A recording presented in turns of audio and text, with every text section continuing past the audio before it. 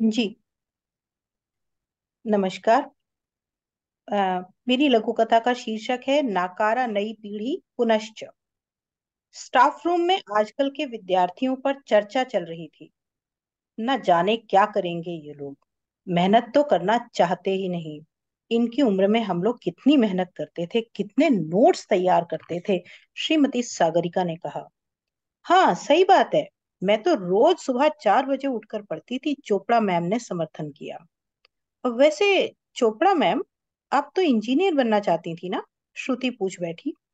हाँ, चाहती तो थी, पर 12वीं में नंबर कम आए थे। अरे वो हमारे गणित के टीचर थे ना, बहुत बोरिंग थे। हम सब तो उन्हें कछुआ बुलाते थे, कितने स्लो थे बाय गॉड। एक ठहाका गूंज उठा। अब तो सब अपने अपने अध्यापकों को दिए गए अटपटे नामों और विद्यार्थी जीवन के चटपटे किस्सों के चटखारे लेने लगे। श्रुति भी अपने अतीत में खो सी गई। तुम आजकल के बच्चे मेहनत तो करना नहीं चाहते, गुरुजनों की इज्जत नहीं करते, क्या करोगे तुम जीवन में? अग्रवाल सर का तो यह प्रिय डायलॉग था। लड़की होने के नाते हमें बख्श दिया जाता था, क्योंकि हमसे तो कुछ करने की अपेक्षा भी नहीं थी। पर बेचारे लड़कों के संभावित भविष्य की तो जोर शोर से घोषणा ही कर दी जाती थी। क्या करोगे जीवन में? बस छोले भटूरे ही बेचना? मेहता मैडम अक्सर कहती।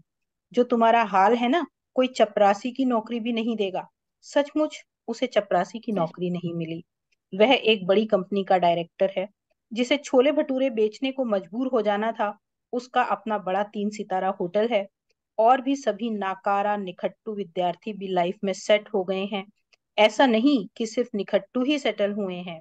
कक्षा का टॉपर भी किसी एक बहुराष्ट्रीय कंपनी में अच्छे पद पर है।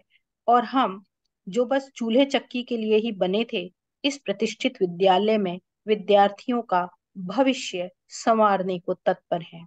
अचानक खन्ना मैम का कथन सुन श्रुति की चेतना लौटी।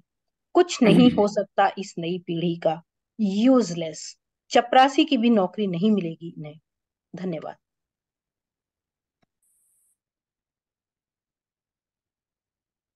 बहुत बहुत धन्यवाद मंजू जी।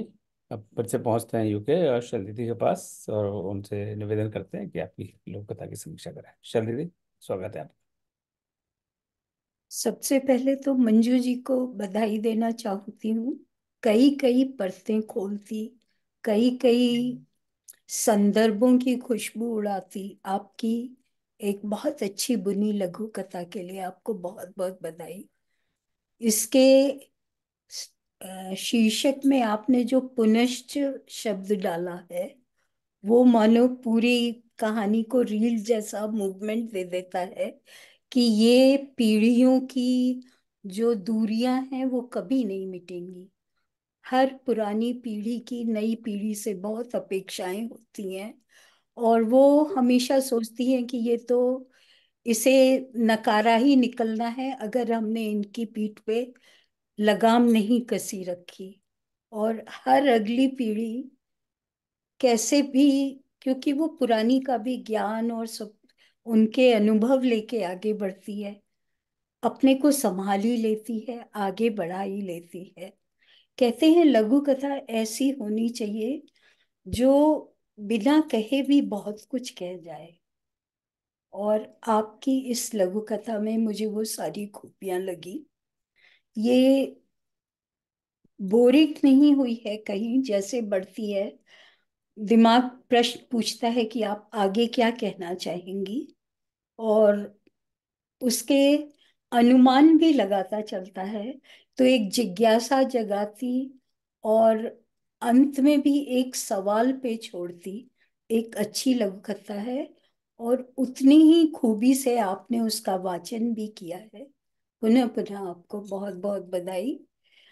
जहां तक कसने की बात है तो वो हर लघु कथा में दो चार शब्द फालतू के तो होते ही हैं, जिन्हें अगर हम दोबारा तिबारा पढ़ें तो कसा जा सकता है। ये मेरा भी एक बस छोटा सा सुझाव है। अंत भी सुंदर है, जो कि आपने उस टीचर के मुंह से भी, वो भी बुजुर्गों वाली श्रेणी में चली गई है और उसी तरह से रिएक्ट करती है, या व्यंग्यात्मक में आपने छोड़ा है। दोनों ही अर्थों से लघु कथा अच्छी है। बहुत पुनः बधाई।